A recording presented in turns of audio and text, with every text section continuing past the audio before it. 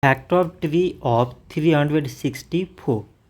So 364, it can be written as 2 times 182.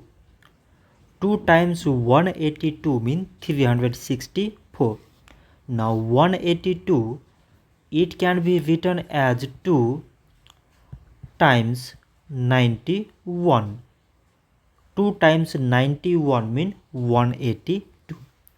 Like as 91, it can be written as 7 times 13. 7 times 13 means 91. So now we select a prime numbers in all these numbers. So prime numbers are 2, 2, 7 and 13.